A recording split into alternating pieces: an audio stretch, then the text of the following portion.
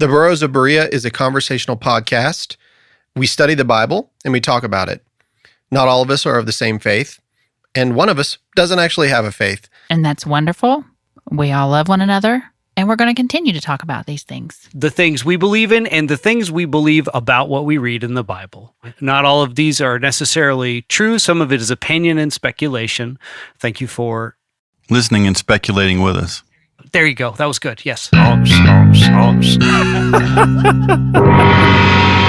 are listening to the Burrows of Berea. All right. Welcome back to the Burrows of Berea. To my left is Billy I. Candy Kimsey. Come on, man. I don't have another candy joke. So, guys, for those of you who don't know, we record two every other Thursday, and he only brings one. Do your research. Hold on. What did we come up with? Y'all come up with like Laffy Taffy and the Charleston Chew. What was it that we said? What am I, 80?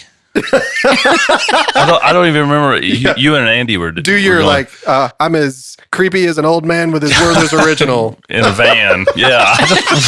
Whoa, man.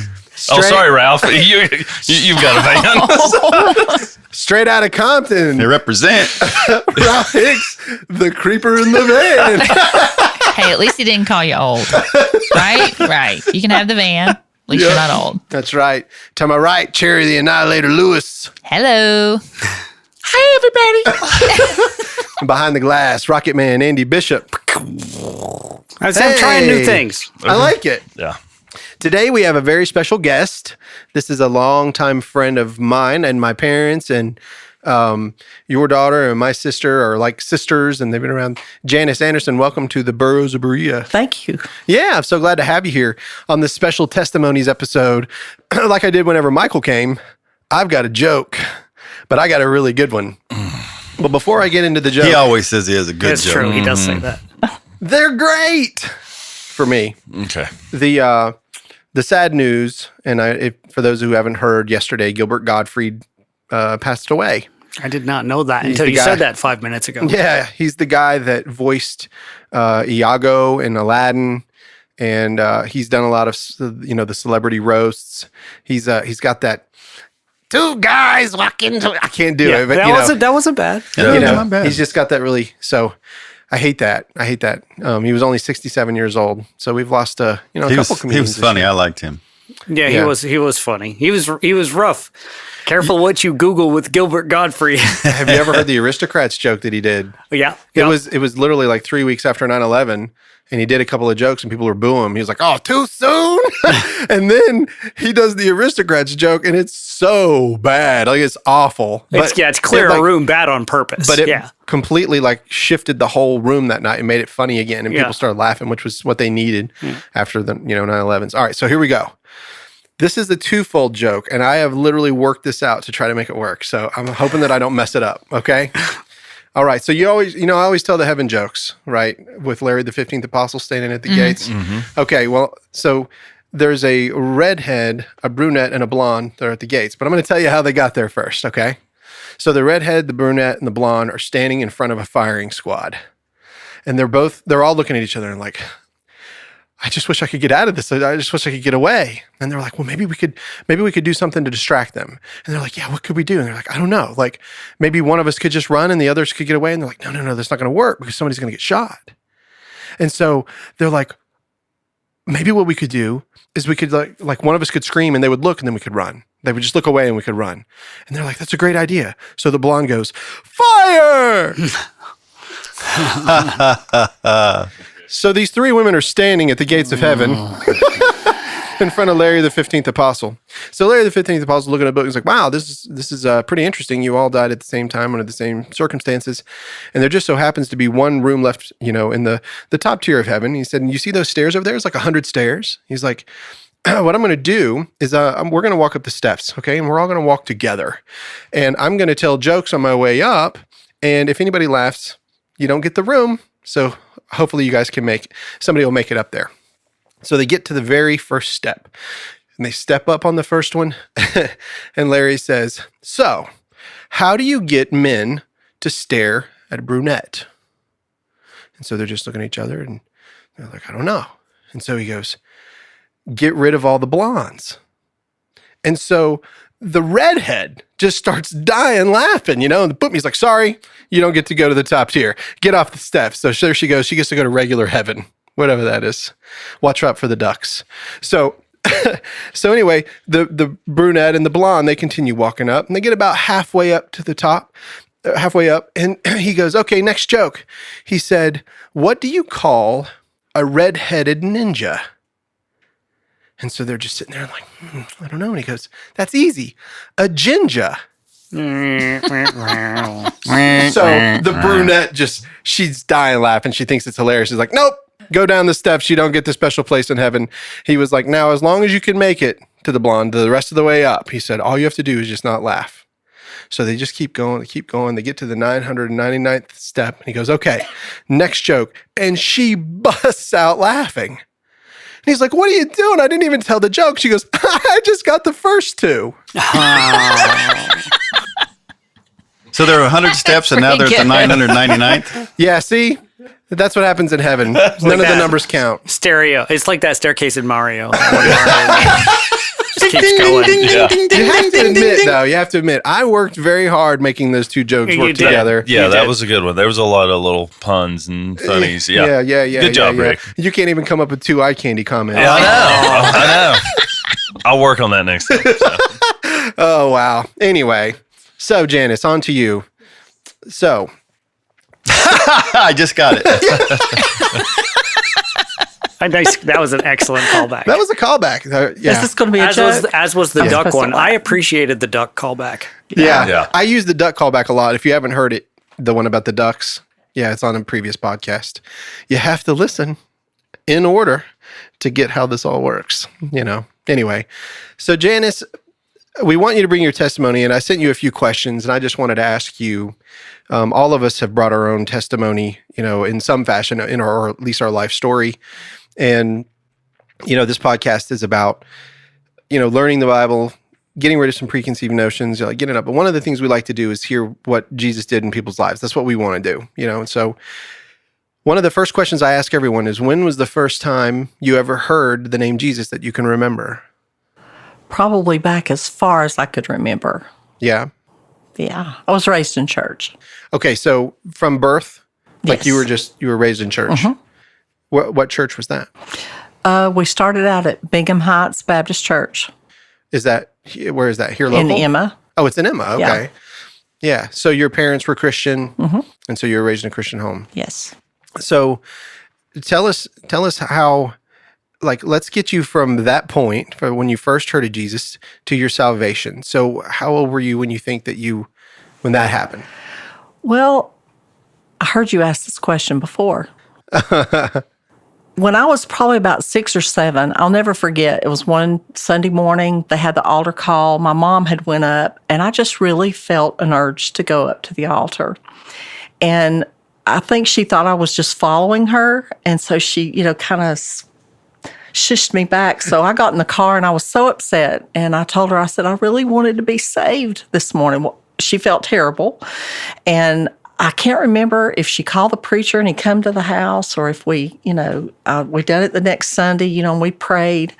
But I mean, as a child, as much as I knew about what I wanted, with the Lord to be saved, I don't know that I fully understood the concept of it. Sure. So, and I was raised, like I said, raised in church. I met my husband, Ronnie, through my dad sang in a gospel group, and they ended up coming for an interview, and they started playing guitar. That's how I met Ronnie. He will tell you that my dad introduced him to me. Yeah. But, we were doing church. We got married. I got married young at 16, and we stayed in church till... Goodness, we had Corinne. We got pregnant really early in our marriage. Mm-hmm. Corinne was born without a brain. And I was told in the hospital she wouldn't live 3 months.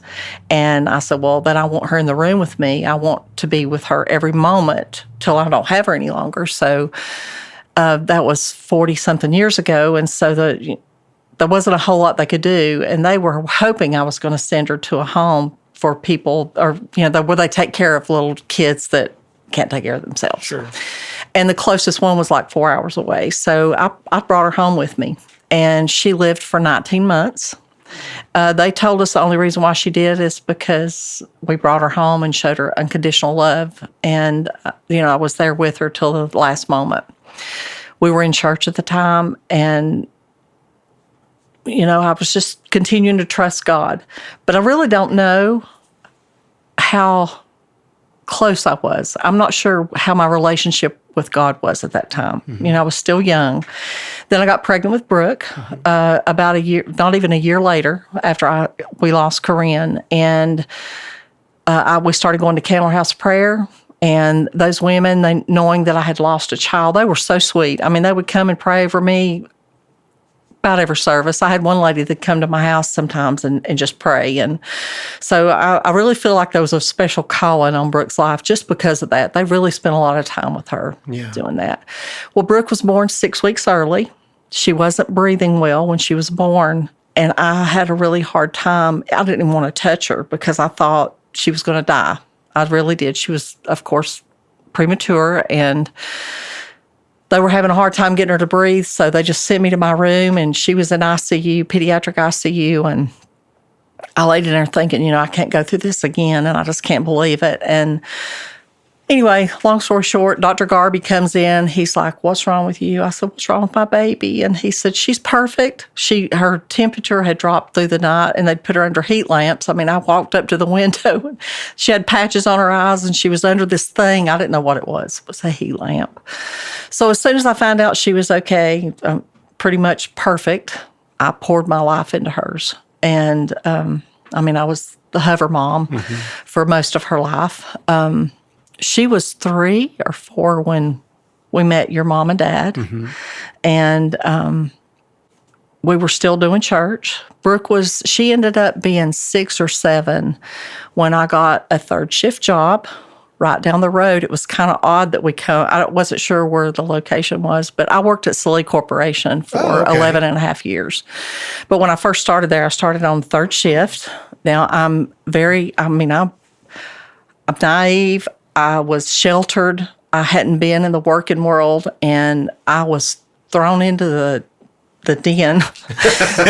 most of the folks on third shift were party animals, and I was this little Christian girl that hadn't heard a dirty joke, and I felt like I was out of place. But I continued to work and continued to be invited to parties. I don't know how long I worked there before I caved. And I told Ronnie, I was singing in the choir. I was going to Sunday school. I was teaching Sunday school. I was loving my life. I loved church. We were at Candler House of Prayer, and it was just amazing. But we went to a party, and it started. It was like a snowball effect, and it didn't take long. Ronnie started working out of town, and I was hanging out with folks who were doing cocaine. I said I'd never do anything like that, and started drinking, and I just didn't feel right walking back in church, living that life. I couldn't do the double thing. I just couldn't do it. So we quit going. And I don't think either one of us were at a place spiritually that, like the head of the house, the Bible talks about the man being the head of the house and, being the leader, the spiritual leader. And we just weren't there. And with our walk with the Lord yet. So it was easy to walk away. We just did. And for 3.5 years, taking Brooke out of church, and Brooke loved church. She did. But for 3.5 years, I partied, like it was 1999. Just partied like a crazy woman. But about 3.5 years into that, I found out I was pregnant with Jared. And I guess I was close to 2 months pregnant when I found out. And I had partied up till that moment. And I just stopped everything cold turkey. Now, I had never understood the power of addiction at this time, but I knew that I was pregnant and that had to quit. And I became this evil person. It was hard. I didn't understand. Everybody still wanted to come over and hang out because that was the place to hang. And I couldn't. And so I made my life and everybody else's around me miserable while I was pregnant with him. But when Jared was born, he was perfectly normal, healthy, 8 pounds and 3.5 ounces. I mean, he's a big boy. And when I brought him home, I said, you know what? I've been clean almost. I didn't think about it being clean, but I had been away from that lifestyle for almost 9 months. And I need to get my kids back in church. Mm-hmm. So we started going down to that little church in Fletcher, and Mandy was going with us. And I think your mom and dad started going with us for a little while. Yeah. And, you know, I loved it. And House of Praise? Wasn't it something like that?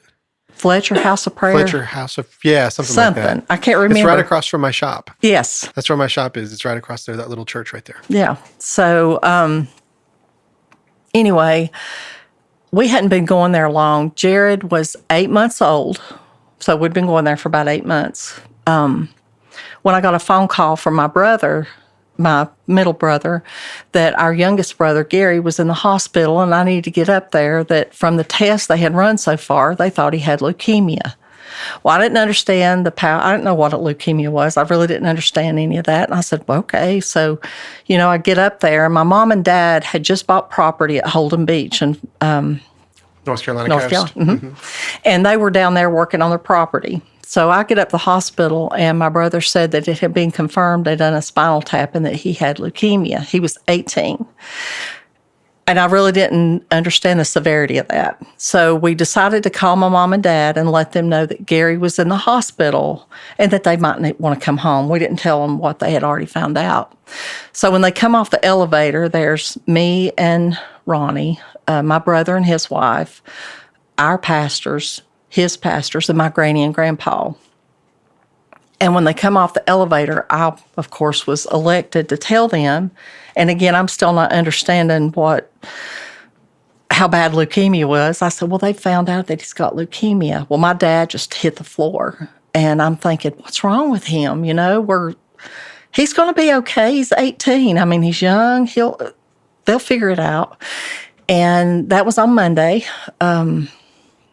And they sent him to Mission Hospital. He ended up in ICU at Mission Hospital 2 days later. And then they flew him, or they were going to fly him with the Mama helicopter, had only been flying for a little bit, down to Winston-Salem Baptist Hospital because they had some type of a blood thing they could do down there where they pump the blood out of the body and separate the white and red blood cells. Anyway, so they took him down by emergency ambulance, and we were only down there for a day, and he died on the next day.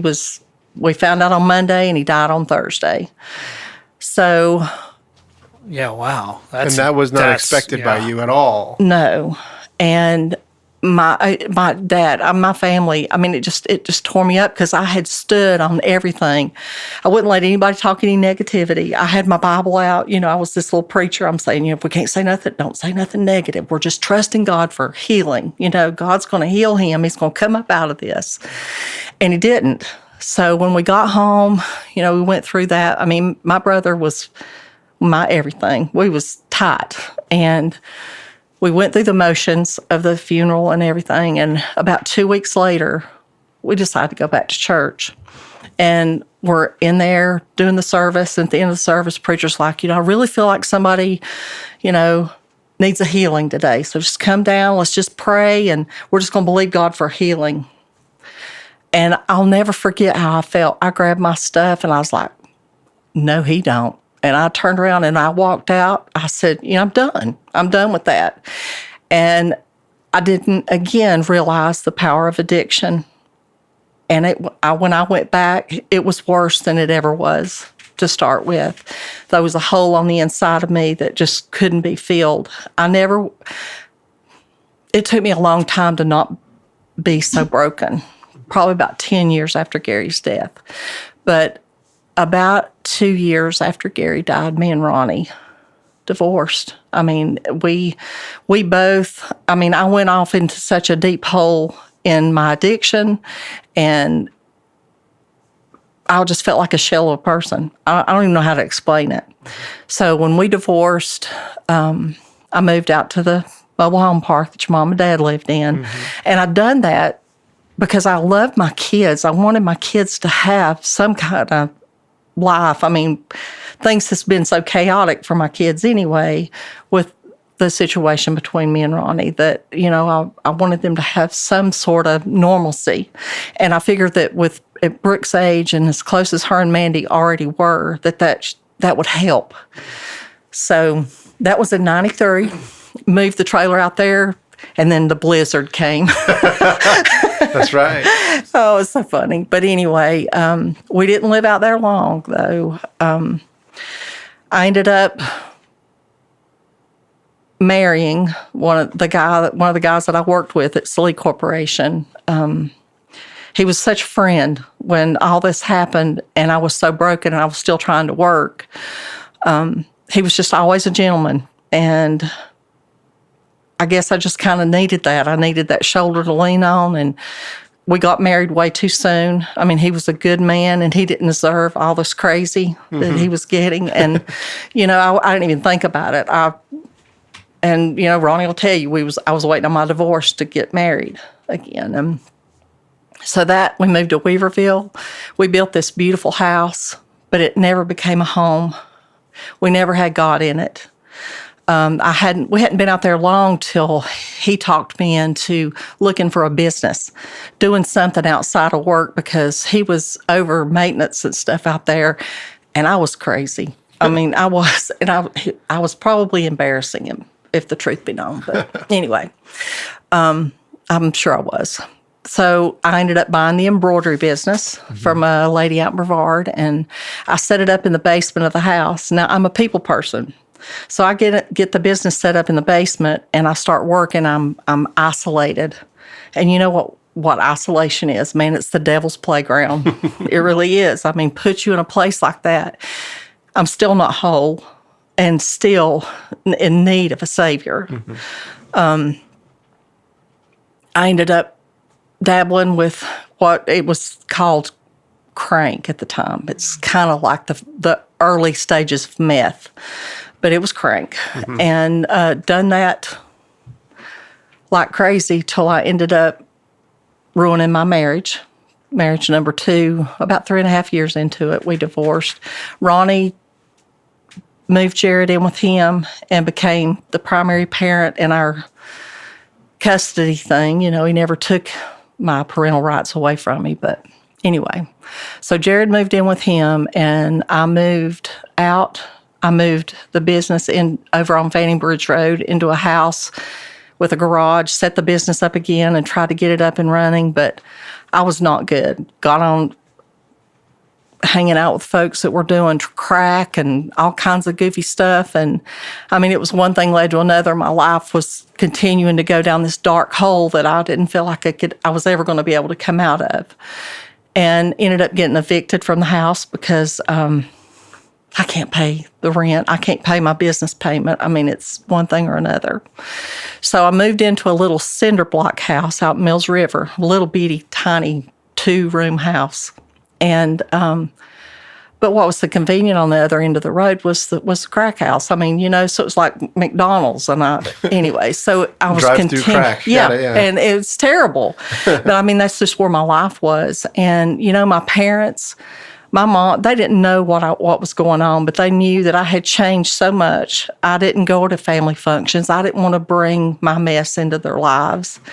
And I avoided them as much as possible because I respected them for one thing, My mom never stopped praying for me. So I'm here today because of her prayers. I know it with all my heart. There's a lot of mothers out there praying for kids. Yes. Don't quit. Don't quit. Please don't quit. Don't give up on them. But it wasn't long.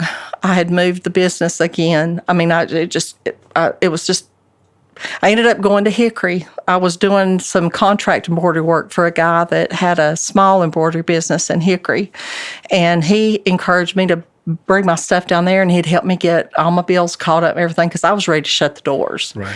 And so I moved down there thinking, okay, I'm going to nip this little drug habit in the bud, and I'm going to get my business up and running again. But I was still in the driver's seat. I hadn't thought one time about asking God for any direction.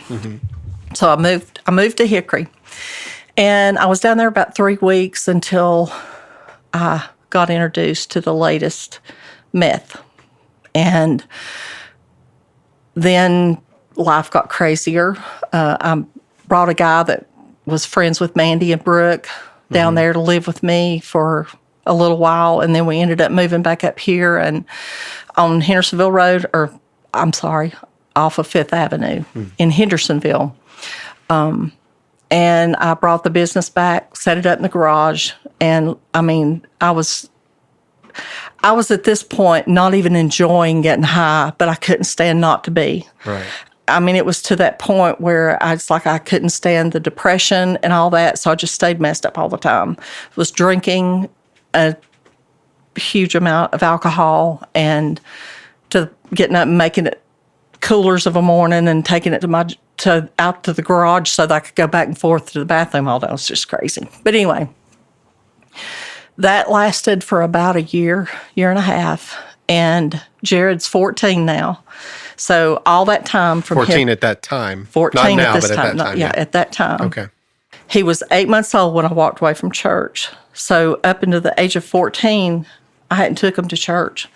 I was doing my thing, and addiction is so selfish. But I ended up going to church. Well, let me just back up just a little bit. He called me one night when I'd been out. I don't know how many times, 10, 15 times, and left all these messages. Well, I was listening to messages. It was like 1:30 in the morning, and he was like, "Mom, please call me when you get in. Please call me when you get in." So while I'm listening to the messages, he calls me. It's like 1:30 in the morning. And he's like, "Mom, where have you been?" And I'm like, "Son, I've been out. What is wrong with you?" He's like, "I was worried sick about you." I mean, you could hear it in his voice. And I said, "What has happened? Have you and your dad been into an argument? What's going on over there?" And he's like, "No, Mom." He said, "I was worried sick about you, and I'd like to know if something happened to you that you had God in your life." Wow. And I was like, "Okay, son, what is wrong with you?" But the buzz is gone. I'm sitting there thinking, what in the world? And his next question, now it's 1:30 on Sunday morning. He says, "Can we go to church in the morning?" And I'm like, "Son, really?" He's like, "Mom, can we just go to church in the morning?" I said, "Okay." I wasn't going to tell that child no. I said, "I'll pick you up in the morning and we'll just go to my mom and dad's church and, I'll get 2 checks. I'll make them happy and I'll make him happy," but I wasn't ready to change. So I picked him up. We went to their church. They were happy we were there. But now I wasn't going to dedicate myself to going Sunday morning, Sunday night, Wednesday night Bible study because, you're really dedicated if you do that. We done Sunday morning. And I'll never forget the first message that preacher preached was about being a light in the darkness. I've noticed later in my life that that's what God was allowing me. He was going to let me be one day. But about 6 weeks after we had started going to that church, Passion of the Christ had come out in the theaters, and their church was going to pay for everybody to go. Well, Mom called, and she's like, "We done got you tickets. We want you to go." And I'm thinking, okay. So sadly, I was probably not straight. I was probably messed up to death, but I went. But that was really stupid because, oh my goodness, if you've never seen the film, it's incredible. It will burn. Yeah, it's seeing it straight's enough to get you. It's a film, but it's It's the closest depiction of the crucifixion that I had ever seen in my life. There wasn't a dry eye in that place. My heart's up in my throat, and I'm thinking, just get me out of here, I get home, and that next morning, I'm standing out in my shop. I didn't sleep that night. And it's like I couldn't do anything. I couldn't drink. I couldn't do any more drugs. I was just like, I don't even know. But God knew. So I stood in my shop, and I thought, I just need to ask for forgiveness, man. I need my life straightened out. And then I don't know, something on the inside of me said, He's done it all already. And how selfish of me to ask Him for anything else more than what He's already done. So I didn't ask. However, that was just the beginning. I feel like I can look back on it now and just see it wasn't just a few weeks after that. The lady that was doing my books walked away because she couldn't understand where all the money was going while I was writing all these checks. And they really, had them. I thought I had them all fooled, okay? And so I thought I was living this life. They all do, don't they? They all, Yes, they do. They always think they got you fooled, but no, we're not fooled. We know what's up. You know? I mean, even to your sister coming by, I mean, so many reached out. But the guy I was living with decided he wanted to leave me, and I began to destroy. I was like destruction. I became desperate. I destroyed the house. I busted a cabinet door, ripped my arm open. I've still got a scar on my arm.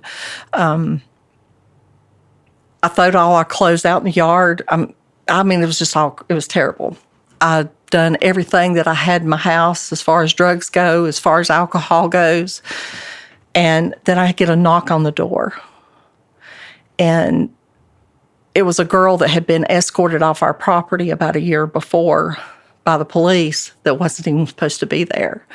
And I opened the door, and she wanted to know if Rooster was there. I said, no.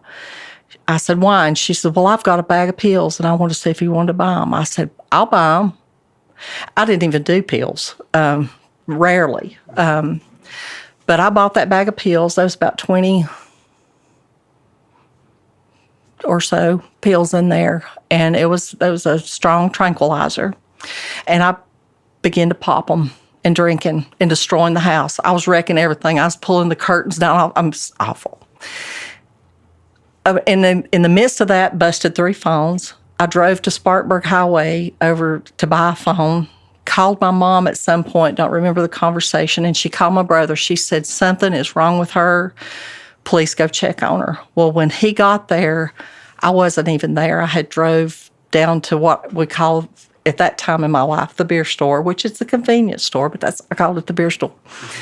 And I pulled back in my driveway, and I thought, who is that? And I slide my car in sideways, and my brother gets in my face, and he's like, are you ready to go? And I thought, I didn't know if he was talking about if I was ready to go to heaven or, what. And he said, Janice, I didn't know what was going to happen. He said, you need some help. Get in the car. We're going to get you some help. And I don't remember the ride to the hospital. I don't remember all that happened while I was there. But I remember standing in front of the cop car when I was outside and done the stiff arm thing saying, whoa, what's going on? And he's like, just get in the car, Janice. He says, we're getting you some help. And he had to go to the magistrate's office and get an IVC, which is involuntary commitment, and had me involuntarily committed to ADAC out in Black Mountain. I don't remember the ride out there, but I do remember when the lady opened the door, the receiving nurse was a lady that went to my mother's church. For those that can't see it, she just rolled her eyes really heavily. We've been expecting you. Oh, my goodness. It was so humiliating, but she was precious. And detox was pretty interesting, what I remember of it. It was not good. But about 2 days in, they done an assessment, asked me, how they went through everything with me and said, you know what, you've got a problem, and we're offering you rehab, and it'll change your committal to a voluntary committal, and it'll look better on your record. Well, I didn't know if I had legal issues because I was taken out there in the back of a police car, and I had dope on me still. So I didn't know. And I thought, well, what have I got to lose? I'm mad at the world. I'm mad at God. I'm still alive. I'm still breathing. I've tried to check out. I was done. Mm-hmm. And if it'd been up to me, that would have been the end of my life. Whew. So they put me over in the room on Friday, and there's this little girl. Now, I was 42 when I went to the drug rehab. She was young and a little bitty thing, and she was a heroin addict, was my roommate. But that girl loved the Lord, and that's all she wanted to do is talk about God, and it made me so mad I couldn't stand it. I was like, I don't want to hear all that. I'm mad at God too. And she started in on Friday. Well, you got to go to that church service with me on Sunday morning. She was so excited. You got to go. And I'm like, well, no, I've heard it all, and they can't tell me anything that I haven't already heard, so I'm done with that. All day Saturday, Sunday morning, she's in my face, you got to go. So the only reason why I agreed to go was to shut her up. And that's what I told her. I said, don't expect me to get anything out of this. And, because I'm not. But I'm going to go if you'll just shut up about it. That's how Cherry started going to church. Yeah. Cherry gave you that look. Like, she's like, I got one right here. I had people that wouldn't stop talking to me. It wasn't me. I just went. It was Alice. She stayed all over. Yeah. So if you ever get an opportunity to go to ADAC, you go down this long hall into room 18, and that's where the big meeting room is, and that's where they have church. So I walked down that hall with my arms folded in my head thinking, preach me happy if you can, because I was raised in church, and I know that there was people that sit in the audience that could make that preacher have to plow, and I was going to make it hard on that preacher. I wasn't standing up during the dumb song service. I was going to sit there and just be a knot on the log. Well, I'm over there in the corner with my arms all folded. By the way, she's old school. She's old school when you start talking about making a preacher plow. Like, that's old school. Yeah, definitely. Kind of make him plow. I'm going to make him plow this fallow ground, buddy. Love it. But anyway, I said if my mom would have kicked my tail, I should have seen how I acted in church that morning. Better get out them other horses, because that ain't going to happen here. That's true. But they started singing. The church that came out there to do the church service, they started singing those old hymns that I hadn't heard in 14 years, because my drug addiction was about 14 years. And I could not stop crying. Okay, and I'd been so mean to those girls in our unit. And so I was trying to fight back the tears. I didn't want them to see me crying because, I was still mean. And then the preacher gets up and he starts hammering, man, and he's like, if there's still breath in your lungs, there's still hope for you. You hadn't went too far, you hadn't done too much, and you ain't even hated God enough that God won't bring you back to that place where he can use you and he'll forgive you. And I don't know what it done to me. I mean, I'm thinking, I was the only one in the room, and he was reading my book. And I'm thinking, So my heart's up here in my throat, pounding out of my throat. And I don't even remember standing up at the end of the service, or how I got to point B from point A. But I do remember saying, you know what, God? I'm done. I'm fed up to here with my life. I tried to check out, and I'm still here. And if there's anything worth salvaging, here I am. And I really didn't think there was, because I was a gutter-crawling addict who wasn't fit for nothing to do anything. But that was March the 21st, 2004, about 9:45 on a Sunday morning, and you've come too late to tell me that God don't restore. I didn't realize the miracle that took place that day till I got up on Monday morning, and they wake you up early, like at 6 o'clock, and we're out in the room getting ready for breakfast, and I heard the birds singing. And it sounded like the bird was right on the windowsill. So I pull the curtain back, and I'm like, oh, my God, look how blue the sky is and how green the grass is. And I felt so alive. I don't even know how to explain it. And, I mean, it was a little bit to take in. It's almost like love was leaking out my skin. I just wanted to hug all these girls, and I gave all my clothes away. It was just, that was a transformation. So you were just walking around naked? Yeah. Well, no, not completely. That's where Billy went. I just said it for him. Love's leaking. Love was leaking out my skin. That's awesome. I love that. I mean, I can't describe it. I didn't realize how dead on the inside I was until I asked life back in and love back in. And it was a miracle. And my mom will tell you, I mean, for the first year of my recovery, she's like, it's a miracle. We got Janice back. She's a miracle. So I fast forward. Well, for a praying mom that never stopped praying, seeing something like that, what do you think she was seeing? Oh, she's seeing answers. How her knees were black and blue. Yes. She was wore out. Yes. But she got to see her daughter do that. She did. Ain't that something? Oh, my goodness. Yeah, she on this side of glory. On this side of glory. Yes, exactly. Right. About a year later, she heard my testimony Talk about for old the school. first time. That's right. That's right. But she did. She heard my testimony for the first time, and I didn't forewarn her. And she's like, no wonder I woke up in the middle of the night, 2 or 3 o'clock in the morning, with this overwhelming fear that something had happened to you. And I'd pray, God, just keep her safe, keep her alive. I don't know where she's at or what she's doing, but just keep her alive. When I was in downtown Asheville in the one-way in, one-way out projects, buying crack at 3 o'clock in the morning by myself with my little pocket knife, I mean, anyway, God heard her prayers, and I'm so thankful for them. But I moved in with my brother. It was so crazy. He told me, he said, you're not going to go to a halfway house or nothing. We have made plans for you to come live with us.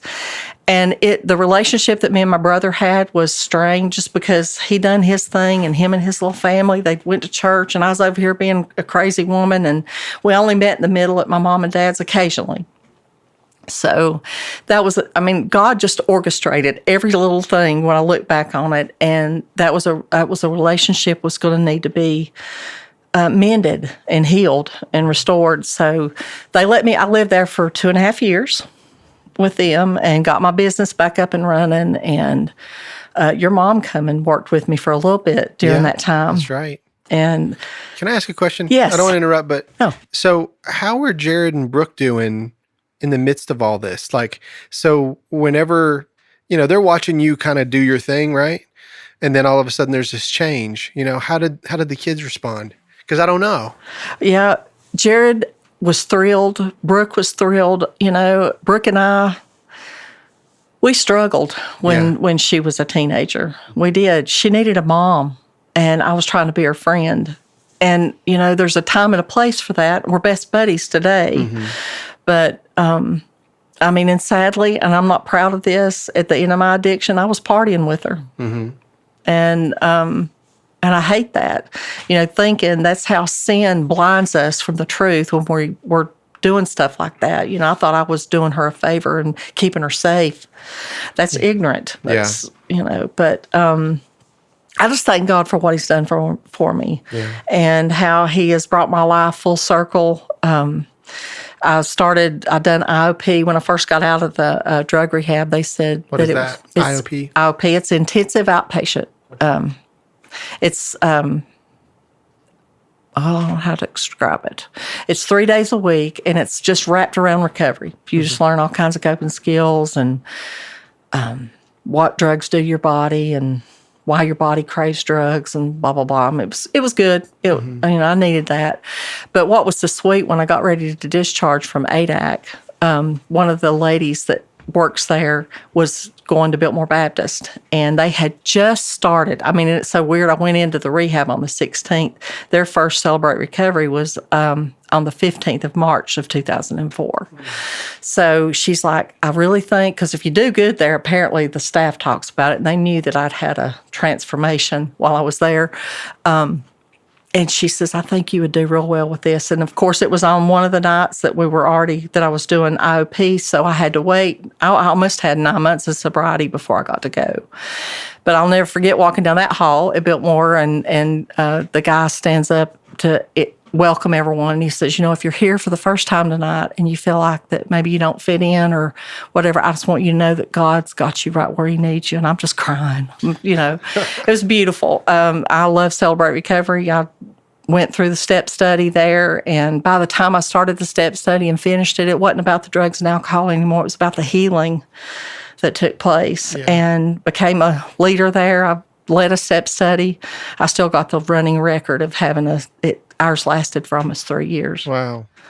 That's good. Those girls were dedicated. Yeah. Anyway, they don't normally last that long, but, get women together talking. But anyway, so we Celebrate Recovery, and I was doing volunteer work up at Western Carolina Rescue Ministry at one time called the Martha Home, and I was doing a Bible study up there, and I was sponsoring the ladies, and just loved working with folks in recovery. Our church was going every Sunday to ADAC to do the services, and probably about 5 years ago, we started doing a detox. And so I was over that part, and able to do the little sit-down Sunday school class and detox. But it was just awesome. And us still doing the church services out there. And we would still be doing them today, but COVID stopped that. But we're talking, it's in the talk about us coming back again. So we're praying about that. Will you tell me what that stands for, ADAC? It's another one of those. Yes, I'm so sorry. It is an acronym. I'm so sorry. Well, it's Julian F. Keith Alcohol and Drug Abuse Treatment Center. Okay. So ADAC is the Alcohol and Drug Abuse Treatment Center. Okay. Yeah, and it's in Black Mountain.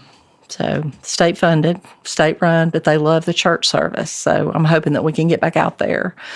But I guess about 5-6 years ago, Ronnie had his last back surgery. and he had 4 that had made his 4th. And he worked at Kimberly-Clark, and they told him that he was not going to be able to go back to work. And he was the one that carried our insurance, and he was the one that made most of the money. You know, I had this little embroidery shop, and it paid a few bills, but not. I didn't think we could live on that. So you're saying something that they're not aware of, because the last thing that they heard of was a different person. So Ronnie. Oh, let me go back. See, we need to go back let just a hair. Let me back up just a hair. Yeah. So. You remember Ronnie was the first husband. Yeah. Yeah. The last we heard was he- divorced. Yeah. Yeah. Father of my children. And so we had both, when we divorced, we remarried other people. And his didn't last as long as mine did. But we both divorced those folks. And right after I got out of the rehab, Jared, it wasn't 2 or 3 weeks, because I found that little church that after I got over my bad self that Sunday morning. I missed that part. So it's in here. Yeah. But we started going to that church, and Jared got saved. I mean, and he flat out, he couldn't wait to come home and tell his dad. And he started in on him, because I got out in April, and he started in on him, Dad, I just want you to go to church with me. Just go to church with me. Well, Ronnie kept blowing him off. You know, he said, son, you know, I will one day, I will. Well, on Father's Day morning, he's like, Dad, just go to church with me. And he's like, I will. So he comes to church, and he was still in that place where he wasn't ready to change his life, but he come to satisfy Jared. So Jared played an active role in both of us getting our lives back in church. So he came, and he left the same way that he came, but he satisfied Jared. But a few weeks later, our pastor was going to be doing a tent revival in Georgia, and Ronnie hunted in Georgia all the time, and so me and Jared wanted to go, but I didn't know anything about Georgia. I said, would you like to go with us? We're going to go down for the weekend and be down there and he says, sure, that'll be a road trip. Well, that was all I'd heard till the day that we met to go down there. The Lord was dealing with him, and he had done promise the Lord that if he just let him make it down there, that he was going to rededicate his life to the Lord. And On the drive down. Oh, no, when we got down there. Okay. He's going wait. So we got No, what I'm saying is he was feeling the conviction as he was driving? No, the week before. Oh, the week before. Yeah, the week before. So the Lord was already. The Lord was Make already. a schedule. Hey now. I'm coming, Lord. Wait on me On now. the calendar. Yeah. Yeah, but you know what's so funny is that I think him making that conscious decision. You know, God was already there. Yeah. God was going to take care of him, but. We got down there and couldn't find it with the directions I had. Well, so I hadn't been around Ronnie, and I know we call it round 1 and round 2. Round 1, he was explosive. I mean, he had anger issues, and I was expecting him to just blow up. And I was like, let's just go home. It's okay, let's just go home. I'm sorry that we got all the way down here. He said, Janice, let's just go get something to eat. Let's go get a room, and we'll find it Saturday morning. So we did. I mean, we were really close to where it was. So we found the tent, and that night, our preacher, I just love him. He's a hot man. I just love him to death. He was preaching about being a fanatic for Jesus, that, you know, we were fanatics about everything. But he was up there running around on the platform, he's on the chairs and everything. And before the end of the service, he had the altar call, and Ronnie went down and rededicated his life to the Lord. And that's when he told me on the way home that night, he said, I promised, you know, the Lord, if he'd just let us get down here, that I was going to turn my life back over to him. So he wasn't going to leave. When you were like, nah, let's just go back home. He had something else in his mind. He did, and I didn't know that. Isn't that great? It's I love crazy. these stories. So, you know, he starts coming to the church, and he plays guitar. So it wasn't a few weeks till he was playing with the band.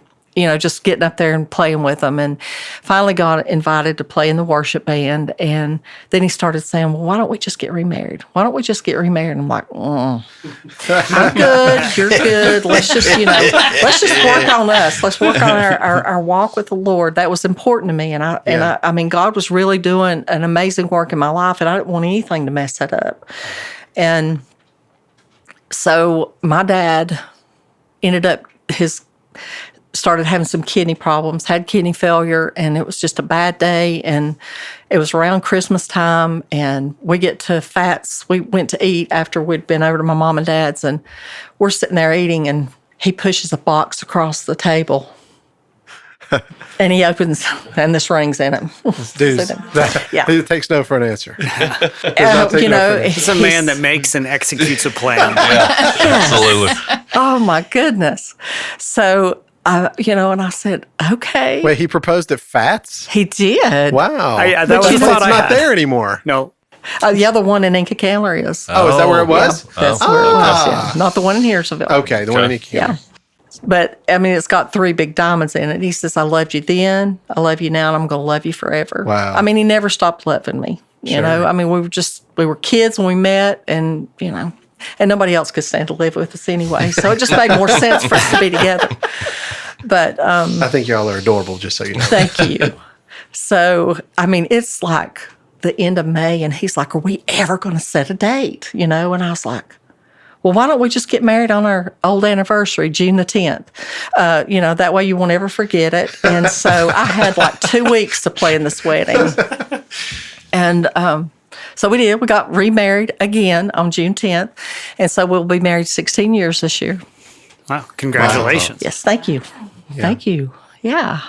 I was thumbsing up, making sure that the recording was still going. I'm sorry. Good. Okay. So, I told you my dad's kidney started failing him. Yeah. Ended up 3.5 years into my recovery, able to donate a kidney to my dad. Oh, wow. I did. Because of the recovery, and then you were clean, then you could give the kidney. Yeah. And they put you through it to make sure that and I was given a clean bill of health and was told at the rehab that I had done things to my body that was irreversible. Yeah. And, it's almost God knew. Yeah. And it was just crazy. So I was able to have my dad for another 5 years. So, Yeah, Cherry, what's the name of that song that you sing, When There Is No Way, He Makes a Way? Oh, did I mention? Yeah, did I mention? That's a good song. Yeah, That's I a love it when great she sings song. that song. Yeah. But, after my dad died and it took me a minute to get things rolling again, Brooke, I'll never forget it one day at the shop. She's like, Mom, I need you here. I know, you're broken. I was so broken for about 3 months. I just couldn't even think straight. Sure. But I promised God that I wasn't going to back up. I was going to keep doing what He called me to do. I wasn't going back like I did when Gary died. And so when back to Ronnie now that I mentioned him again, had his last back surgery and couldn't go back to work, I thought, well, I'm going to have to find a job to have insurance because, you're getting older and you got to have insurance. Right. And I knew that nobody was going to hire me just because I'm a nice person and I learn really fast. I was going to have a piece of paper, Sure. So I went to AB Tech and I talked to them and shared my passions and started the track of human service and all the substance abuse certificates that I could earn and got my associate's degree. And I've done really well, unbelievably. At my age, I let old people go back to school, So I love it. My advisor, she said, Janice, you've done so good. I don't think you need to stop here. I think you need to just go on and, while the ball's rolling and go ahead and get your bachelor's because you can, really pick your job then. So I went to Montreat, and AB Tech to Montreat. It was an incredible difference, polar opposites, with the liberalism and stuff that goes on at AB Tech, and then being able to be at Montreat, and we pray in class. And my first class was studying the Bible. It was just amazing. Wow. So now I'm working at Neil Dobbins in the detox center as a case manager and being able to share my story every day. I keep my peer support certification up and present because, at that you can share your story if it matters, But folks, they'll lean in and listen when you're, they know that you've been there, experienced something maybe that they're going through. Sure. So if you don't mind me asking, how old were you when you got your bachelor's? Let's say I graduated in 2020 and So 29. You were 29 years old. Got it. I was 59. Isn't that something? Is that crazy? See? Say I'm it out telling loud. you. That's amazing. I know. I was 59. 59 and got her bachelor's degree. Yeah. Boom. Wow. Way to go. So let me hear you folks who say, I can't get it done. I can't do it. I watched you suffer. I remember. It was hard on you. You was trying to run a business and you're also trying to go to school and you were trying to. And That I is a started- lot. Yeah. That's a lot. That's a lot. Yeah. But you did it. Look what I you've did done. it. I know. And then a year ago, I wasn't even looking for this blessing that's, when we're doing God's work, it just, it just keeps coming. I had been invited to go to a training out at the Henderson County Rescue Squad and, or the EMS, that new building that they got in Hendersonville. And It was called Pastoral Crisis Intervention. And my clinical supervisor at RHA was the one that said, I think you'd probably enjoy that. And so it was a 2-day training. They paid for me to go. They paid for the class and all that. The second day we were there, we were doing, we'd break off groups and kind of talking over scenarios and stuff. And the end of the day, this guy hands me a card. He said, now, Janice, he said, I don't want you to give me an answer now. I want you to go home and pray about it.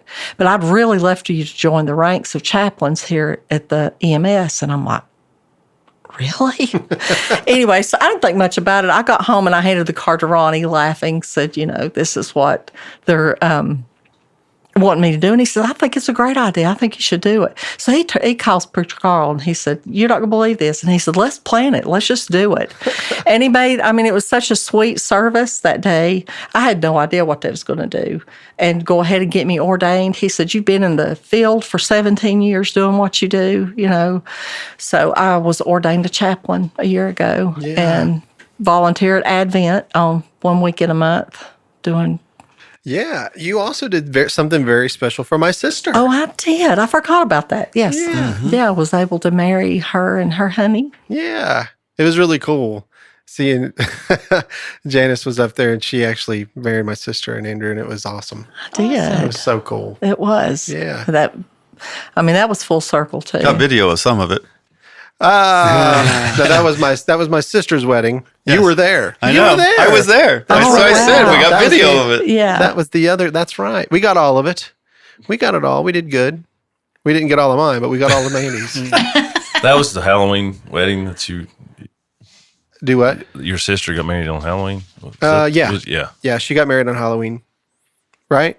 I don't know. Mandy. Was it the 31st? Yeah, it was October. It was like right around the Halloween. Oh, yeah, I but think it- you were complaining about it, Rick. No, I'm kidding. I was not.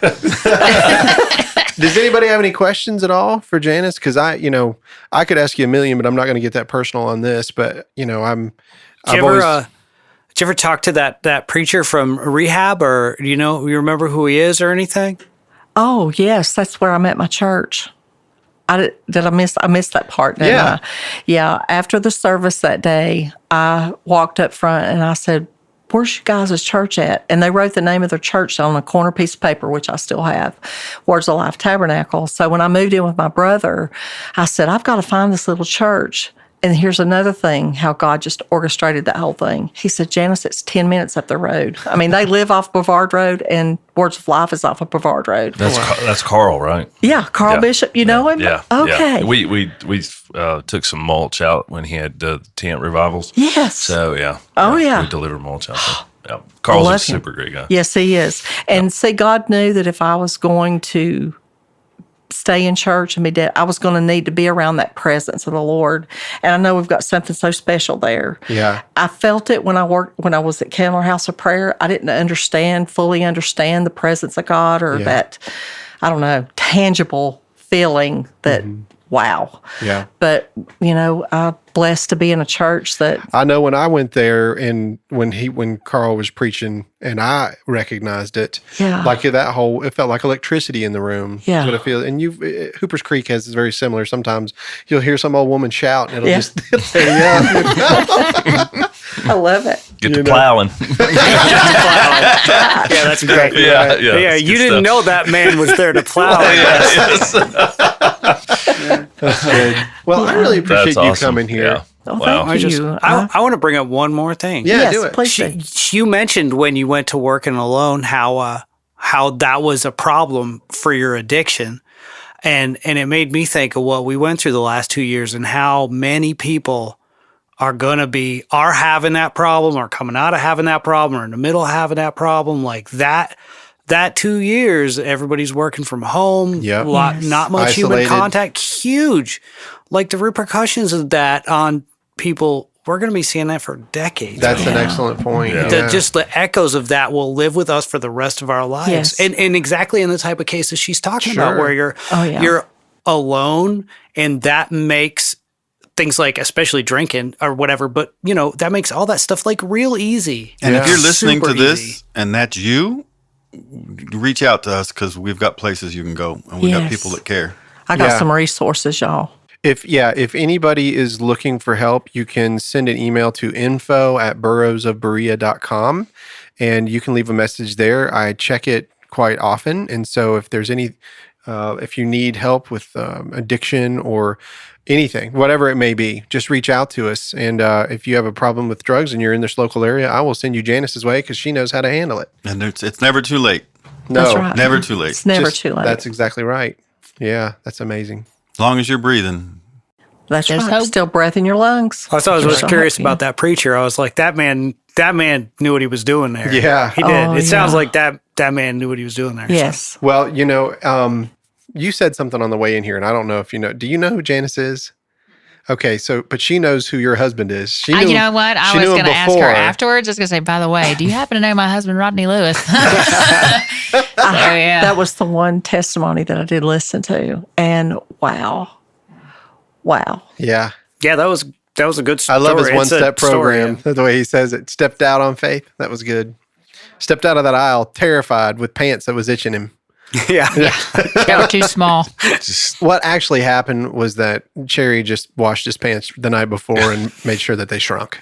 No. No, I'm just kidding.